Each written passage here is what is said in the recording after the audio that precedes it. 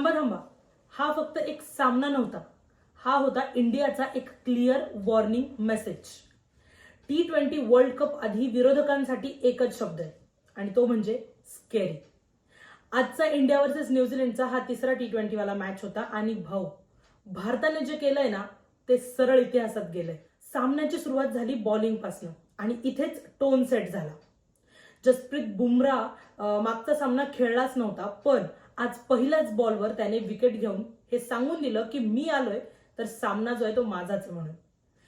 त्यानंतर आला रवी बिश्नोई.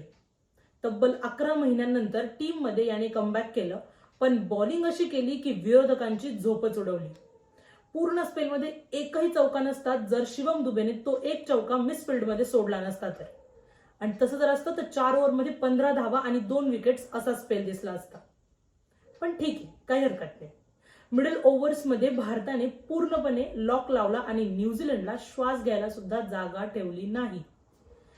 न्यूझीलंडची इनिंग्स 153 वर थांबली आणि मग सुरू झाली इंडियाची गुंडागर्दीवाली बॅटिंग. अभिषेक शर्मा म्हणजे वेगळाच मूड.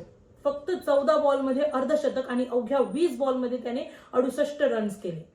हा माणूस खेळायला उतरला की हा एकच विचार करतो असं मला वाटतं की आज मैदान खूपच लहान आहे. दुसऱ्या बाजूला कॅप्टन सूर्यकुमार यादव होता जो अगदी शांत, क्लासी पण घातक होता. 26 बॉलमध्ये त्याने सुद्धा 57 रन्स केले, नॉट आउट ते पण. प्रेशर जे होतं ते 0 होतं आणि कंट्रोल जो होता तो 100% होता. अभिषेक आणि स्काय यांच्यात 102 धावांची जबरदस्त भागीदारी झाली आणि मॅच तर फक्त आणि फक्त 10 ओव्हरच्या आतच त्यांनी संपवली.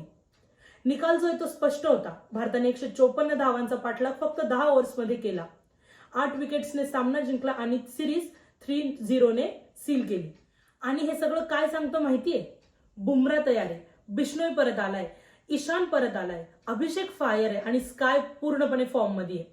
T20 वर्ल्ड कप मध्ये जर भारत जिंकला तर तो या सगळ्यांमुळेच असणार आहे.